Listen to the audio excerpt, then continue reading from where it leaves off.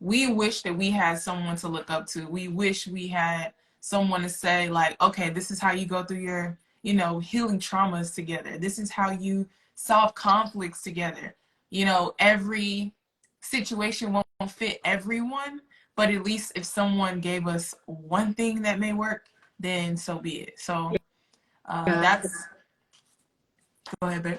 I was gonna say, I think that's the inspiration for what her+her is really to create a community around healing relationships, because it is very difficult to find what does a healthy relationship even look like. We didn't grow up in anything that looked like a healthy relationship, and I think that we are the product of our environment, or wanting to change that environment. So it is hard. It's hard because a lot of what we are experiencing turns right back into towards us.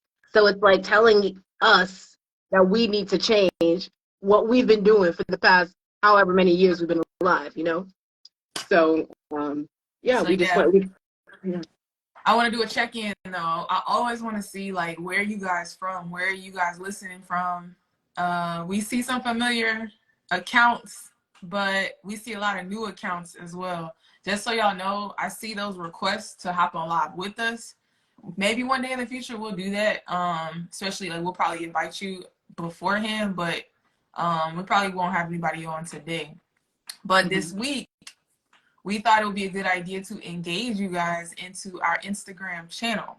So there's a new feature on Instagram that allows us to open up a chat with everyone who follows us. You won't be able to message us outside of the DMs, but you'll be able to react and vote. And so we put some options into the chat of what did you guys want to interact with this week? What did you guys want to ask or talk about? And we put up 3 options. And the option that won was healing traumas within your relationship. And healing your own individual traumas, but while doing it in a relationship, doing it together. And so I think over 50 people voted for that. And close up was, I forgot what the second and third options were. But we'll keep asking you guys. I think that's a very good idea that Baby had, was like, let's engage people in our chat, Yeah. in our channel. I don't know how to like link our channel. Like if you're not part of our channel, go ahead and subscribe. We have a free channel that you guys can subscribe to and be part of the choosing of what we're talking about process. The link to that is on our profile page. So if you go to our profile and right underneath our description, it gives you 2 links, and one of our links is the channel. So make sure you go ahead and subscribe to that. But anyways. Yeah. Oh my gosh. So I'm gonna look in the chat. Where are you guys joining from?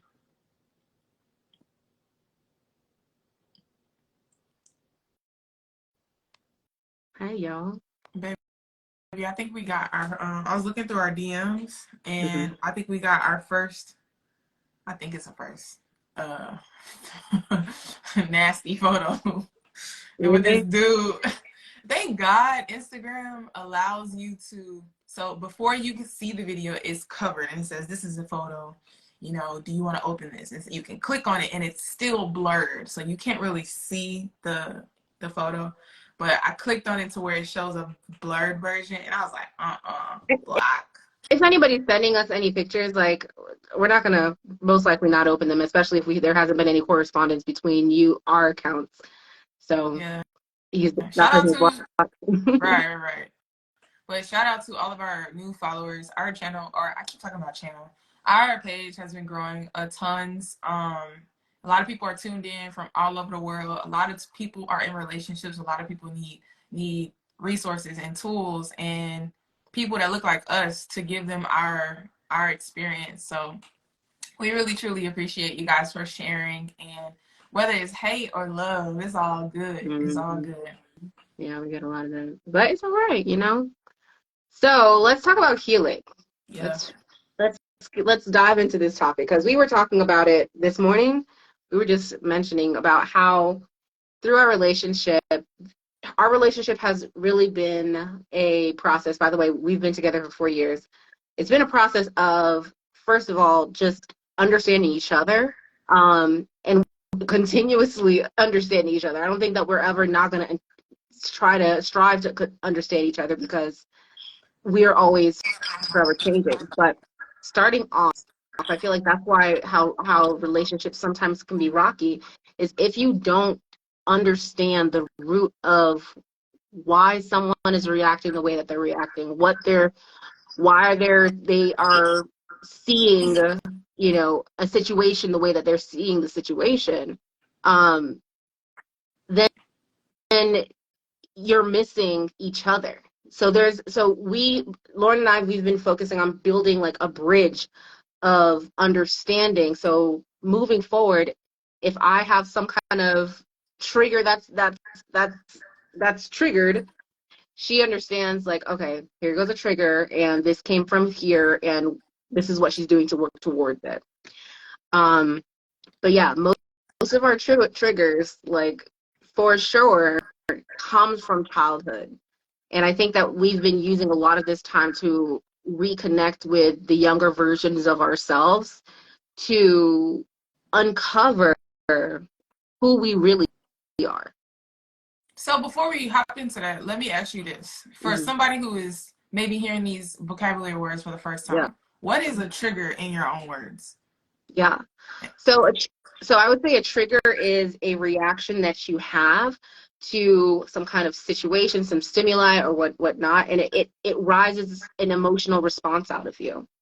And the trigger is not necessarily the person or whatever is triggering you. The trigger is the neural pathway of you reacting to whatever happened. And so when you are triggered in, I guess, I'll give an example of a trigger. For example, when somebody mentions, or it feels like somebody is assuming that I'm lazy, and I feel, or that's what I'm thinking that they're believing of me, I go into defense. I go into the defensive. And the defensive may look like attitude. It may look like not being yelling or expressing myself. All right, for me, you went out for like a good 3 seconds. It went really basically I couldn't hear you at all, and I don't know what happened. But I know that it cut you off in the middle of you talking. So you said when you hear the word lazy, then that makes you go into defense. Yeah. And go ahead. And so sometimes you don't even realize that what you're exhibiting is you being defensive. Like, why would you say that? What does like? This is you feeding off of that initial trigger and that emotional response that follows after that. So for me, that's how I would define what a trigger is. How the response that you have to some kind of stimuli, some external stimuli. And I would just add into that this is a subconscious. So what a trigger, adding to your definition, is a trigger is a neural pathway connection to when your trauma first started. And sometimes when that trauma first began was when you were a child, somewhere between the ages of infancy to like beyond, but I say between infancy and 12, where you encountered a situation, something that made you feel scared, something that made you feel unsafe, unheard, neglected, ugly, not understood. Yes. Not enough. Not enough. Something that initially made you feel any of those things we just mentioned, and you don't know how to respond to that. And so your very first reaction is to just react as a child would. When you are a 7-year-old person and someone says something that hurts your feelings or made you feel unsafe, or you were left alone and feel neglected, you don't know how to react to that because you're just a child. So every time after that, you are going to react nearly, if you don't learn any other ways to react to that in a process.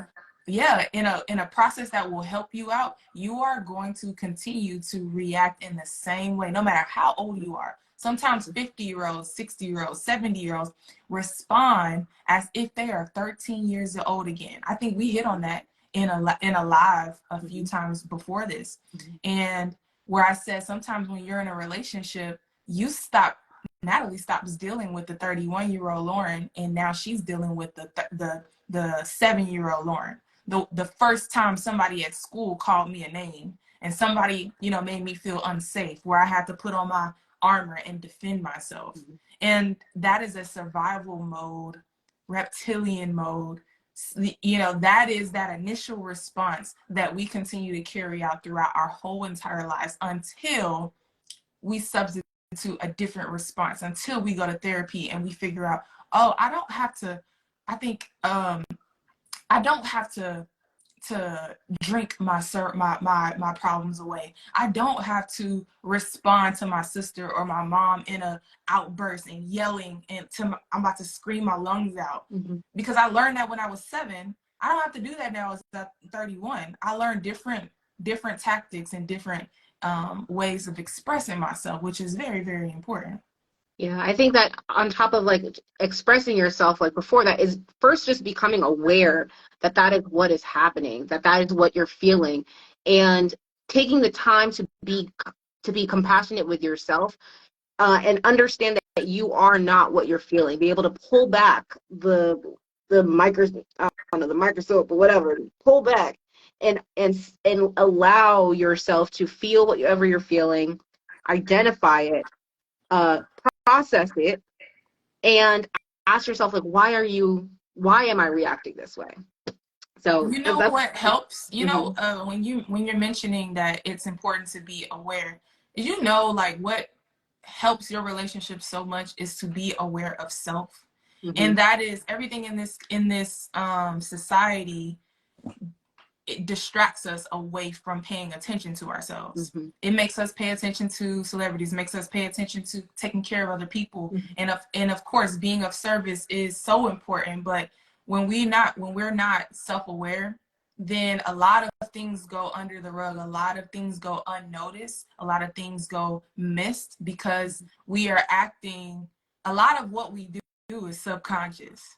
And subconscious means you're not actively making a decision to react this way, but it is like a automatic response that you think you don't have control over, but it's just a muscle that you have not built, exercised or built. Exactly. Yeah, and then when you go into a relationship with somebody, if both of y'all are being triggered and don't even understand your triggers and responding how whatever age you are self is responding, that is going to just continuously put you guys in a toxic environment unless each individual person in that relationship is committed to understanding what makes themselves tick and putting work towards shifting that.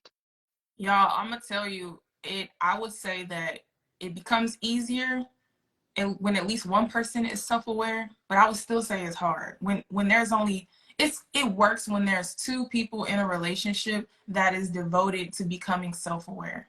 And that means it's gonna take a lot of patience. Where me and Natalie are in a relationship, and let's just say, like, from a very young age, we're gonna hop into some traumas, but from a very young age, I've been super introspective because that came with a lot of judgment and shame.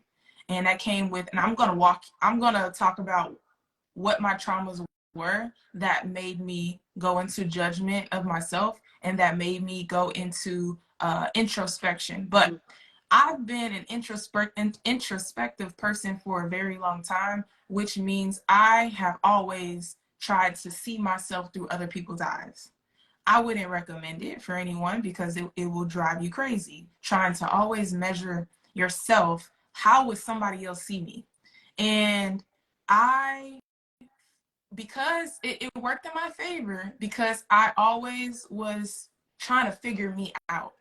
Why did I respond this way? And I would measure up, well, this person responded this way. Am I wrong? Am I right? So anyway, in a relationship, it takes 2 people to commit to be self-aware. And being self-aware in your relationship can help you so much because when you are focused on you, you can say like, hey baby, when you say this, I react in this way. Because you're thinking, well, my mom said this and I reacted in that same way. you get to connect why it is you're responding and why it is you're reacting. So a lot of the time, I came to Natalie and said, like, yeah, I don't want to talk about that because it makes me feel unsafe. Yes, my beard is weird. I mean, I said weird. Yes, my beard is real. So anyway, let's jump into some traumas. And I'm gonna put the first question. I was like, how do those topics connect? I was kind of confused. Then I was like, oh, you're responding to Oh a yes, comment. I'm responding. I'm responding to Joe Lou Battles. Yes, my beard is real. I've been growing extensions since I was like 14, 15, ever since puberty started. What's up, China? I like to see familiar faces in the thing. Mm-hmm. So anyway, so I would say I want to start off like when one of the things that I noted early on in our relationship that is tied to a trauma of yours. I didn't know it was a trauma, and yeah.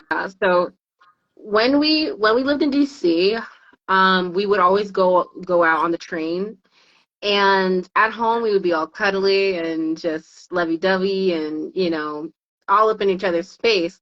But the minute we walked outside, it was like lockdown. Like it was a complete shift, and it seemed like character. She became hard. She wouldn't really touch me. I would always be reaching out, and sometimes it would make you feel uncomfortable. And it was just something that I noticed for a while before I said something. And I remember at first you were defensive about it. You were like, well, we can't be softer. It's only us and these like out here, and something along the lines where like you were justifying why you were walking around hard, and not, you didn't feel like it was necessary to be all over each other out, and like just things like that. And so I think maybe you can talk about that, and how did you shift from that, and where did that belief and just like you need to be hard when you're out and about come from? so in my mind, Don't respond. Keep going. yeah, in my mind, I thought that I wasn't safe. Like I man, I feel like you caught me off guard with that question. I really have to like think and connect these things. But I remember that. I remember you would reach out for my hand and you wanted to like cuddle up on the train and things like that. And for some reason I felt unsafe. It had nothing to do with you, but I felt like if for some reason affection in public once upon a time made me feel unsafe, made me feel like You're weak. yeah, that Be I taken would advantage show a of. weakness of mine, like, oh, this is the person that I'm with, I will become a target. And this was like 3 years ago, and I didn't have really time to think about it, but I just remember feeling unsafe. And I was never ashamed of Natalie or anything like that. Maybe it was a combination of, there was a lot going on then. I had a lot of anxiety coming out in public after COVID. Mm-hmm. It was when we first got on the, we were in DC, and a lot of things, a lot of ground transportation was public, and just being around people made me feel anxious. And so I just didn't feel safe. Mm-hmm. And what trauma I feel like that was connected to is just feeling unsafe. Was a lot of my traumas stem to sexual abuse. And this sexual abuse happened between 3 and 9 repeatedly. And I can't like pin down what age I was, because I feel like my brain blocked it out, and it became no, that didn't happen. Like I didn't have a memory or recollection of that. And then it became, oh, was that a dream? And then when I was in my early 20s, it's like, whoa, that wasn't a dream. That actually happened. And then I started to unpack all of that. And so me feeling unsafe started when I was younger. That was my trauma that was that allowed me or made me respond in the ways that I did when I felt unsafe. And I felt unsafe when I was between 3 to 9, when I didn't have anyone to protect me or anyone to look out for me, or just watch different how my behavior changed during those years, and I that's what I remember. That's what I think And that was connected to. for me, that's kind of why I brought it up, because I felt like there was a connection of just not feeling safe, especially when you're out and about around men.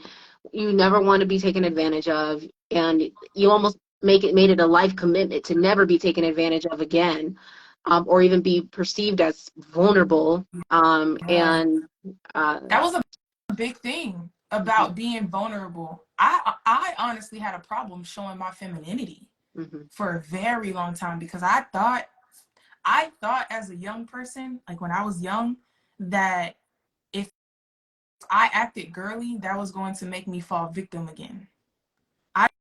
I thought that, all right, now I need to shift into my masculine, because I can make myself feel safe. I will never put it in anyone's hands to make me feel safe again. And that's where that trust, I started like taking trust away from people and making myself feel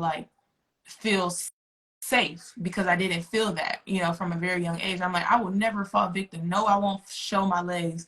No, I won't dance and move my hips. No, I won't. I didn't even want to change in the girls' locker room. I just didn't want to fall victim to that again. You know what I'm saying? And I thought it was, again, like everybody who's ever dealt with sexual abuse or any type of abuse that was not in your control. I felt like that was my fault. Like at a young age, I thought that was my fault. If I got caught, oh, I'm gonna get in trouble.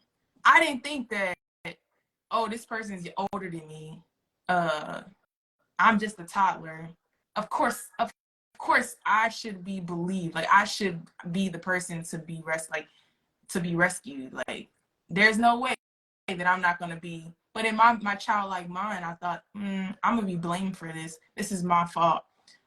Maybe I should have wrong. told It was someone, wrong. and I was wrong. Yeah, yeah. So Yeah. all of that shows up in this relationship a lot. Maybe you could talk about like, because you say that you didn't feel safe. Of course, you were taken advantage of, but feeling safe also means like feeling protected. Yeah. And you talked about like you realized that you couldn't have anybody else protect you. Maybe do you want to talk about like why you didn't feel like, other than feeling like you would be wrong, like who do you feel like was supposed to be protective of you? So first, I thought, of course, my parents. And saying that, I understand that if you're a parent and you're hearing your child talk about this, that you're like, what? Gosh, I'm blaming myself. My child is blaming me. Like I immediately want to come to my parents' rescue in a way where I'm like, bro, like when I told my mom this, of course she just like burst out in tears. She was like, how could I have not known what happened? Blah blah blah. But I hold on, I wanted to come back to your question because I had an answer for it. But like immediately I thought my parents should have uh should have made me feel safe. Meaning maybe we shouldn't have gone over their house anymore. Why am I around all these boys? Why maybe dug a little bit into why I was so mature. These kids who are super mature for their age and super like at a young age, look out for them. Ask them questions. Watch their behaviors. Watch who they hanging around. And I was I was the oldest. I was very, very mature. And I took on a lot of adult problems at a young age. So I don't think that should have happened. I should have had my innocence. You know what I mean? Yeah. I should. I don't. Yeah. I shouldn't have dealt with all that. Yeah, for sure. I think you had mentioned, you talked a little bit about how, you kind of constricted your femininity because you saw it as almost as a vulnerability. Maybe what about you could talk about your uh, I guess your sexual preference as well. Do you feel like that's connected to it, or like? I used to think that I was like, man, there's a lot of people, there's a few cousins and a few people in my life that are gay. And I was like, maybe, I think I know of a lot of sexual abuse that has gone on. I think it's a generational thing. Of course it is. I think that the person who did it to me, somebody did it to them, and so on and so forth. And I always connected that gay people had sexual abuse. As a preteen, I'm like, well, this happened to me, and I just so happen to be gay. And a part of me think that it is connected, but now as I am older, I don't think that that is the case for everybody. I no longer think that. But I do. I do think that in my case, there was some connection. Now, I've always had, as far as I can remember, I've always had a preference for titties, a preference for women. Like, I just remember being a toddler and just love. So I can't, but you know what? I think that me falling victim to something as unfortunate as sexual abuse, I think that that first trauma made me think like, no, you will not be feminine. No, that will be weak. That will make you be like fall victim again. And so I think there is a small connection when it comes to my case Like of it turned you all the way off of men, like period, like disgust. I think so. I think so. I never been attracted to men. And if there was a slight attraction, it wasn't sexual, it was just like the physique. Mm-hmm. And maybe it was a type of jealousy, like, ooh, I wish I was like that. I convinced my childhood friends that I was a boy, like a whole boy. And it's not, I think as a child, I wanted to be a boy because they seemed like it was equated to strength. It was equated to, in my family, the boys got away with everything. In my family, the boys were revered. Mm-hmm. The boys were catered to. The girls had to cook. The girls had to make sure the boys were okay. But I was like, nah, like I'm not gonna be like that. I'm gonna be strong. I'm gonna be catered to. Yada yada yada. Because guess what? That's the opposite of what I got as a child. The men were protected. The women weren't. And yeah, I was turned off of guys. I ain't wanna no. I did have boyfriends in middle school and high school, but I knew I didn't want to marry a man. Mm-hmm. Like to this day, I've never had sex with a man voluntarily.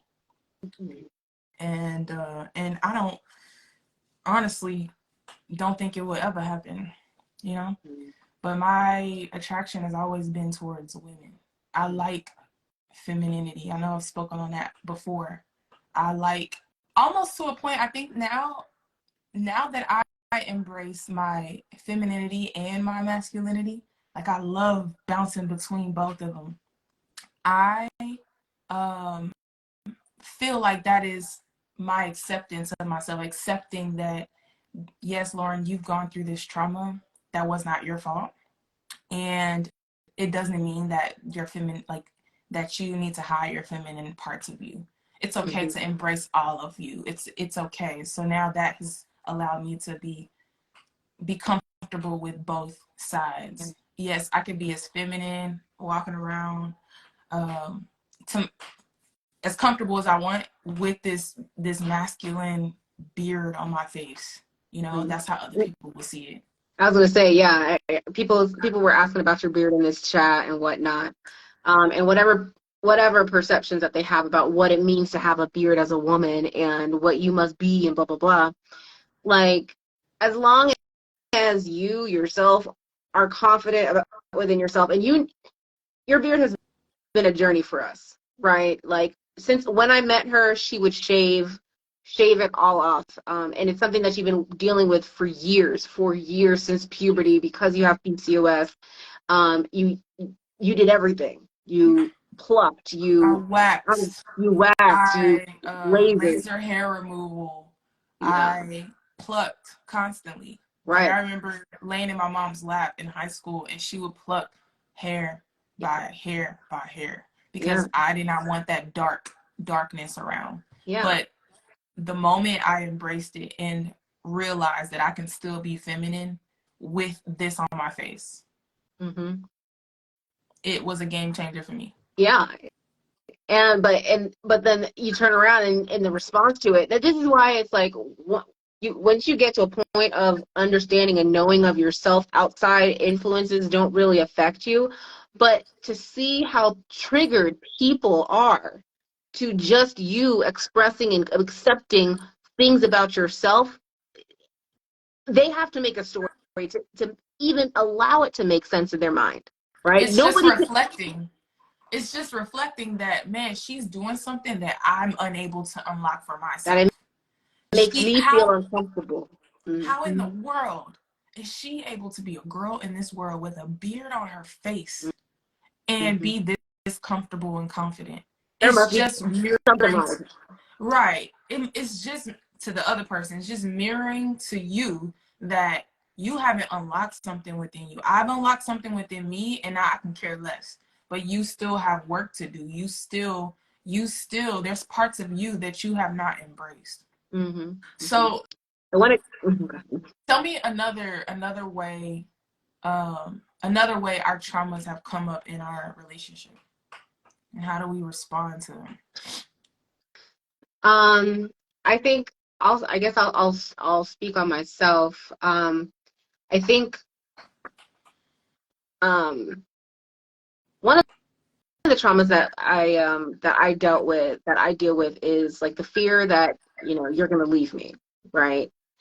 Um, and there were I think I get triggered when it feels like things get rough, get difficult between us, and for some reason it's going to be something that I did, that I caused us to get to this point, and you're not going to like it, and you're going to leave me. And I think at the root of that is the fear of, I don't know if it's a fear of abandonment. I think it's a fear of not being loved, um, the fear of not being enough. All of those are kind of intertwined with with just right now in our relationship being having anxiety that you may leave. It's because it's just multiple triggers. Now, I think that I'm still working on trying to identify like where specifically those triggers came from, because I can't really say I like this is the thing that happened to me that caused me this. Like, Well, we were talking about something this morning. It was related to the men in your life, mm-hmm. and the men in your life basically not being there anymore. Uh-huh. So okay, so then that's shifting into another kind of like trauma that's affected me through my life is this lack of trust in men, period. And I think that sim like Lauren, I was I guess sexually, I always kind of, because you have different words, sexually assaulted, sexually abused, sexually harassed, and I would call this like a harassment kind of thing, or an abuse, when I was young as well. And I think that one of the first things that really shifted my perspective on men was that I could be taken advantage of, that I can be silenced due to fear, that I'd get in trouble. And I kind of use that experience as a marker of men in my life. Not, I don't want to say a marker of men, but it's just like one of those things that where I'm just like, oh, men ain't shit, or like I haven't found a man that could prove me wrong. All right, like I've had many instances in my life, like male figures. One of my dance teachers when I was younger, he was everything to me in the dance world. He was the person that pushed me to be the dancer that I am, to embrace my leg and be comfortable and open with it in the dance studio. And turn How long were you around. dancing for him? I was there for like 2.5, 3 years. Yeah. And has he ever been disrespectful to you or any type of No, inappropriateness? no, never to me, no, nothing. But come to find out, he ended up getting arrested for sexually abusing some of his students, giving them drugs in order for them to, you know, Perform sexual acts. with him. Yeah. And he ended up going to jail for 5.5 years. So that's like, boom, there goes another case of a man who can't control himself, and that, you know, you look up towards these. You're like, all right, what should I be looking for in my life? Like what would be the ultimate like partnership for me? You know, I didn't see a great partnership in my parents. I remember just being at home and crying, you know, when there was arguments, because it was never just like a regular argument. It was like screaming argument, and I just remember like crying and not wanting them to fight, like just find peace. And so I think I've always been searching for what I guess a man can provide, or support me in, or inspire me. I don't really know what it is that I was looking outwards for.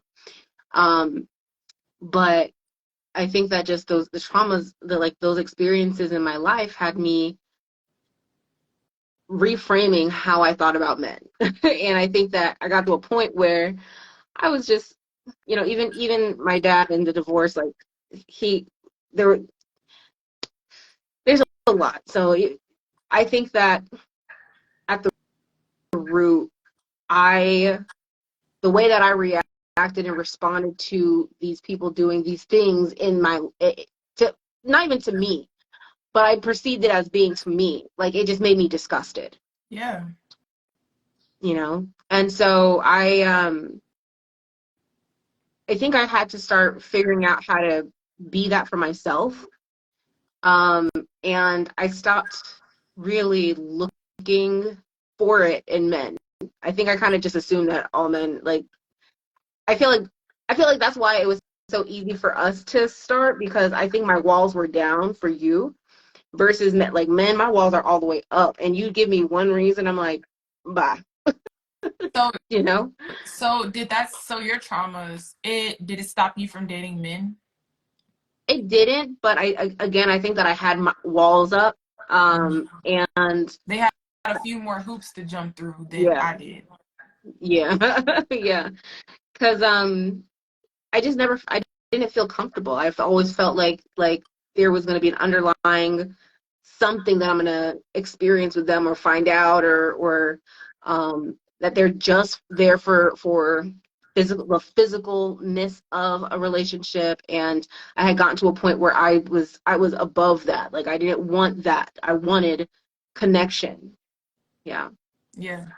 To me, that's like what we connect on, is that we both were looking for safety Mm-hmm. because of what happened to me in my life and me feeling unsafe, and you with all the guys that were a part of your foundation, they Mm-hmm.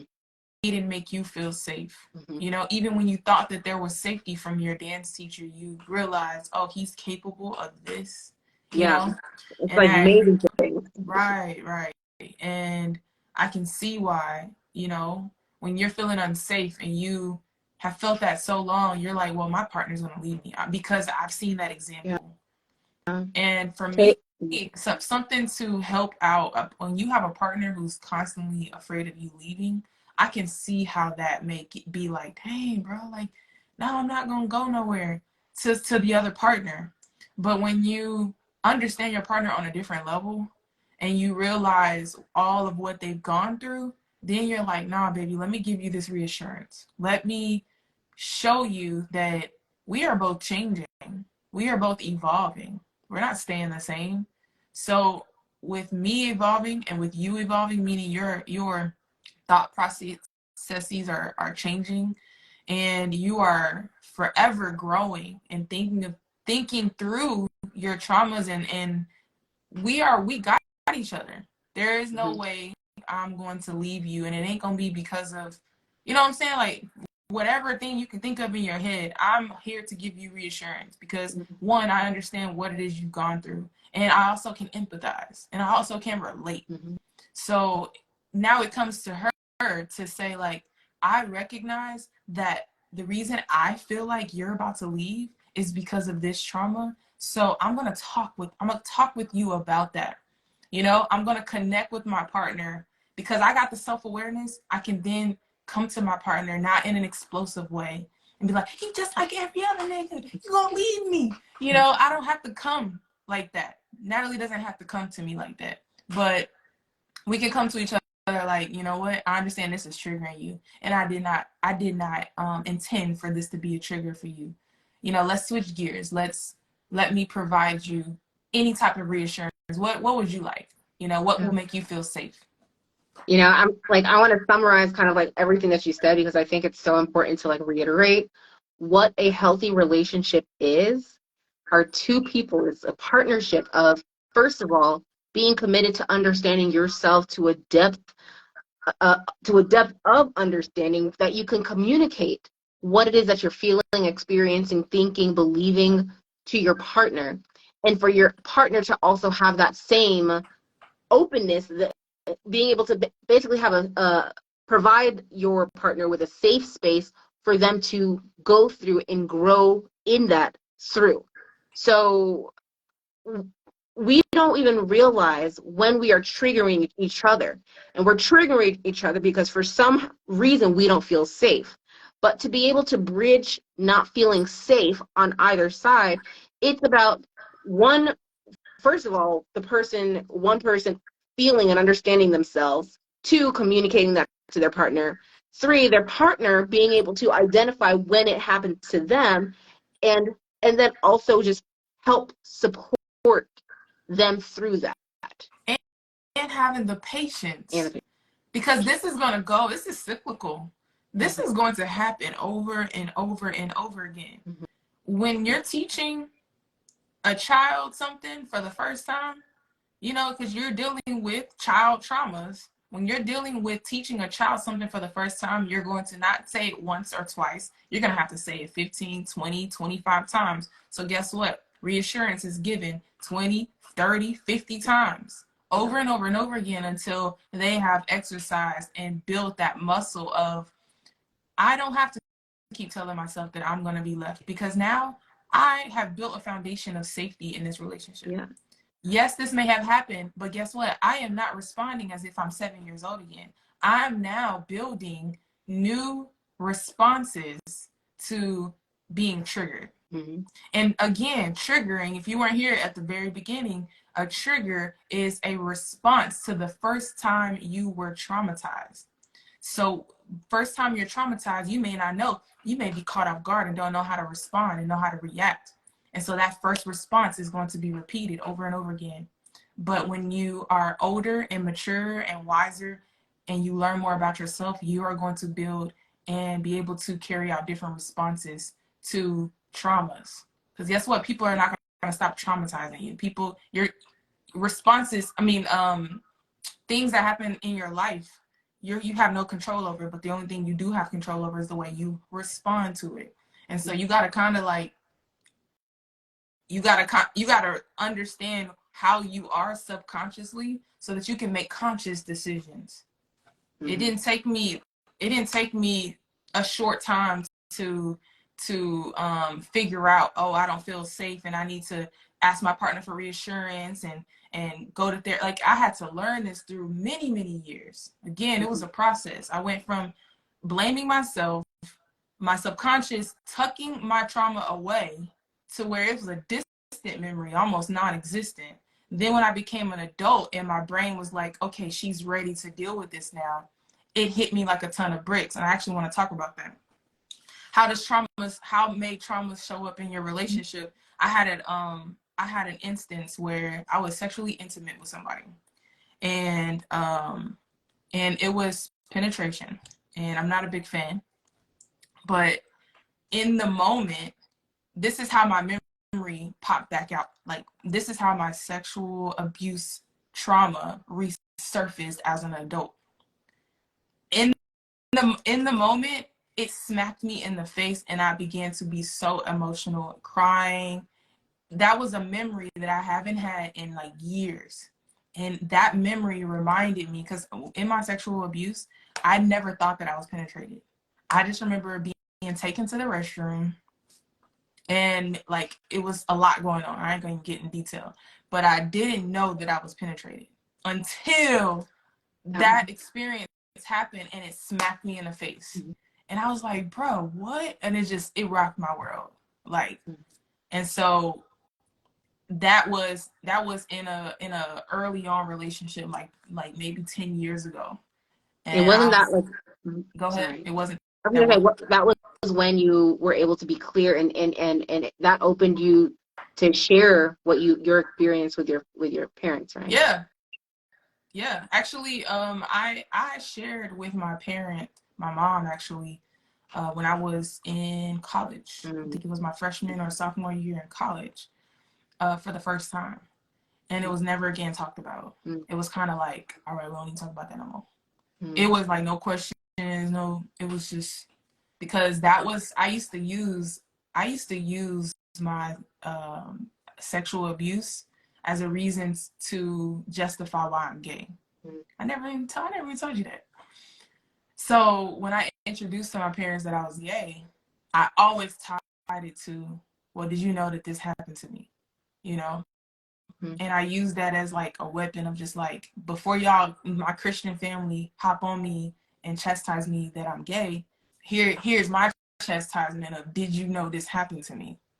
Because at that point I did connect it. I did connect that the reason why I'm gay is because of this sexual abuse that happened to me. But yeah, when I was in my early 20s, when that experience happened and it got brought back to my memory that happened to me, it rocked my world. And yeah, that is why I started to share it, because it was like a fresh memory. It was no longer tucked away in a distant dream or a memory, or I wasn't even blaming myself at that point. It was like, here's a brand new memory. Yeah. Like, deal with that. Yeah. And I think the trauma doesn't necessarily just have to be in your childhood, but even after you told your family, after your 20s, you said that there was nothing really done or said, and Until I so brought it up again, until I made us talk about it. Like, nah, I'm still dealing with this. This is not just connected to, I actually forgave the person. Like, I'm just like, this ain't about the person. This is about how a 3 to 9 year old child was left alone to unpack this for her entire life by herself. That was what was hurtful. Is like, and now y'all don't want to talk about it? Nah, we talking about it. Cause I was unpacking this by myself. You're like, why you didn't tell your parents? Because, nigga, I thought I wasn't gonna be in trouble. I thought that it was my fault. So that wasn't an option for me. I dealt with it the best way I knew how. And nah, y'all not about to run from this. You know, to this day, my dad don't want to talk about it, or he don't bring it up. But it's part of my healing process to talk about it, to share my story. And my story is not just my story. It's a whole bunch of women's story and men. Yeah. It's so often that this happens to kids. And yeah. And the family will just protect. There's nothing that happens. I mean, there's been stories where I've seen it happen, but I want to say definitely in a passive aggressive,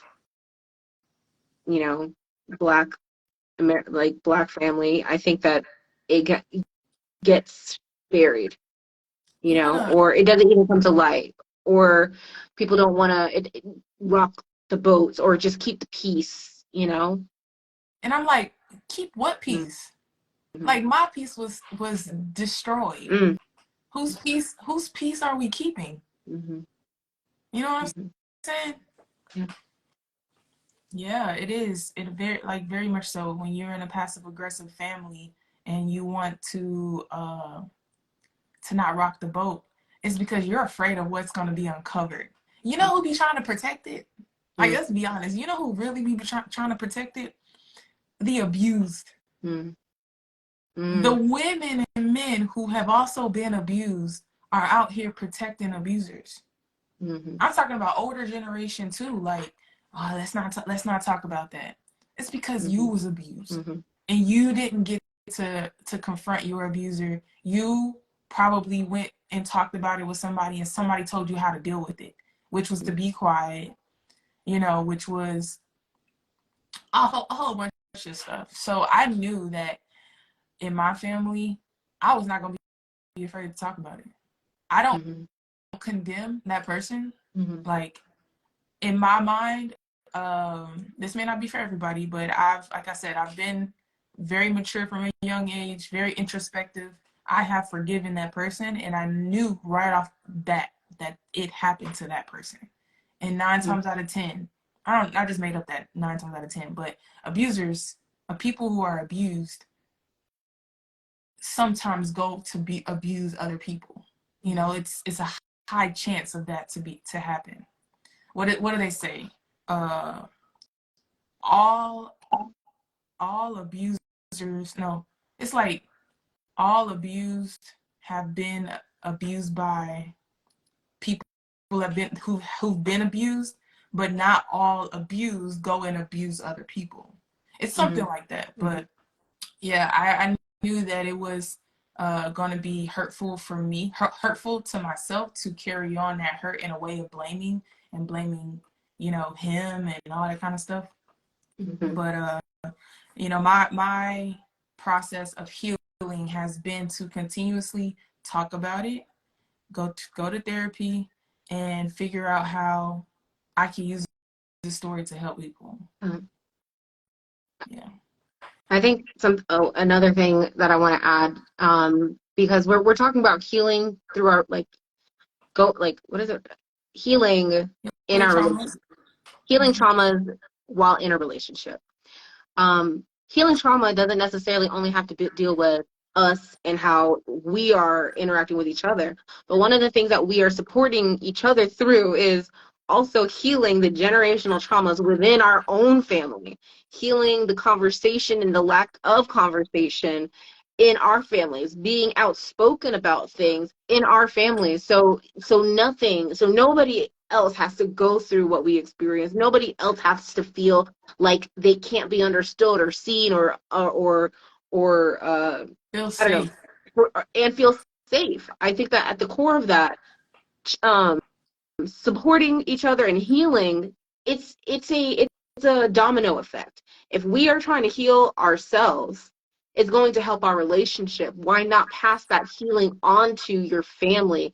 Help them express. Like, I think that even just being here in my house for the past year and a half with my mom has helped her to even be able to learn how to express the emotions that she bottles down sometimes, because I was the same way. So me being that person and modeling that allows for change and slow shifts to happen, waves of that to happen in your family. Man, you hit on something really huge. I think that watching you combat a lot of trauma in your own family, you know, like you said, it's not even traumas. There's no trauma bigger than the next, but how you were talking about passive aggression in your family, which means like, no, let's not talk about that because that makes me feel uncomfortable, or let me not call that out, or not believing in accountability. You know, me watching you heal, or acknowledgement, or having tough conversations. Do you know how many families run away from tough conversations just because they make them feel uncomfortable?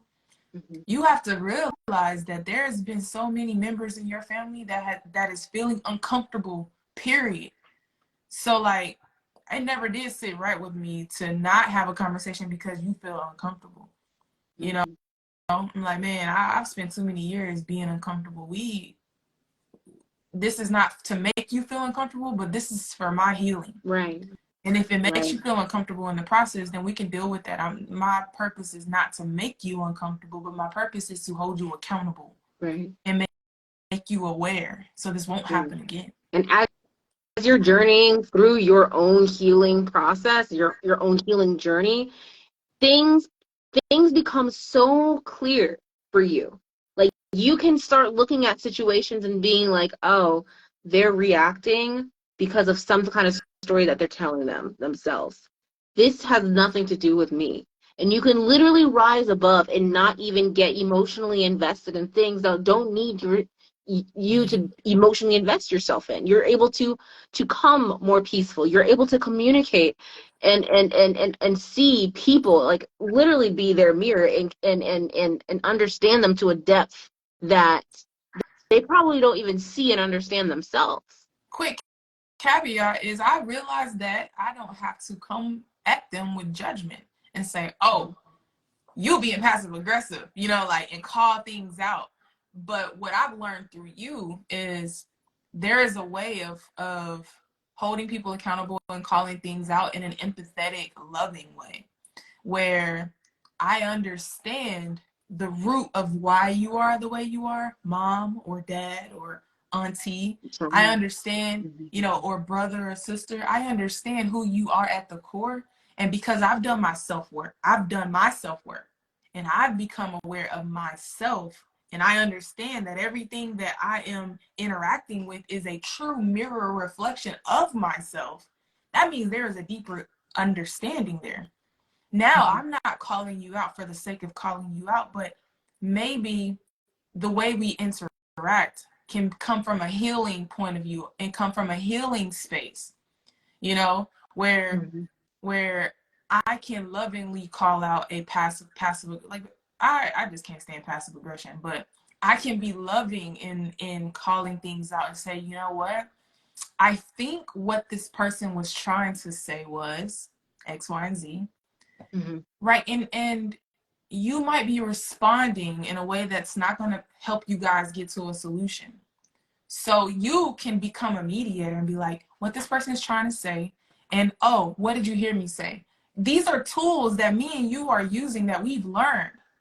It's like, I don't have to be explosive and call everything out, but I can say, what I'm hearing you say is, does that work out for you?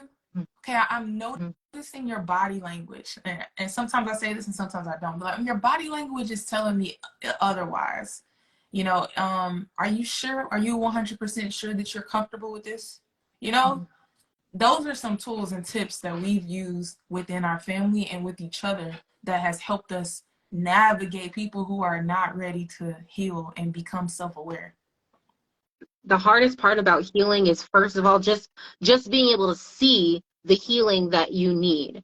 And one of the ways that really helped me in uncovering the shadows of myself is doing shadow work.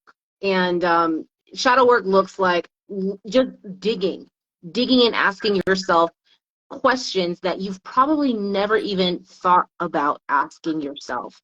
And that is going to bring you closer to understanding, why is it that you respond this way? Why do you do the things you do? Why do you feel the way you feel? Why are you saying the things that you're saying? Why are you repeating the patterns of relationships and communication and conflict that you're repeating? Being able Being able to what? Being able to identify that through asking yourself these questions, that is the core of what shadow work is. And I'm going to do a shameless shout out. I made a journal. I made a printable journal that you can use through your own journey to get deeper into who you are. So you can begin the process of healing yourself, healing your relationships, whether it's your romantic relationships, your family, and creating that generational impact that is only going to make you stronger as a person. So yeah, I think that the link is down. I know it's in my bio. I don't know if it's in our bio, but if you're looking for a place to start in order to figure out to do shadow work and to be that person, get my journal. This I promise you. journal is 100% like usable. It's user friendly. It breaks things down. It walks you through. You know, the questions, I was ready to get started on it right away.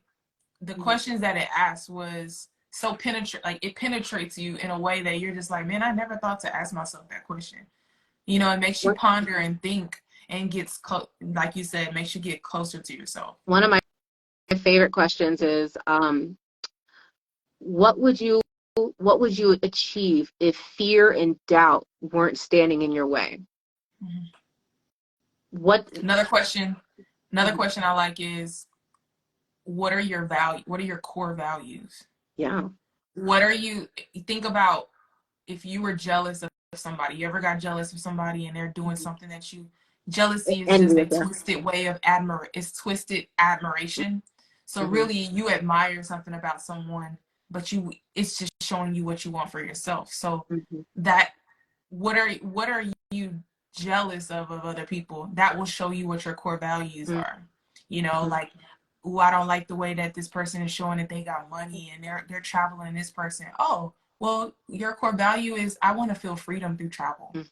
I want to feel freedom through time freedom. I want to be able to hop from country to country, and I want to enjoy all the best foods of life in life. Now it's not about that person. It's about you, your core values. I want to feel, oh, I don't like Lauren and Natalie's relationship. They're always talking about this, and they have the whatever relationship.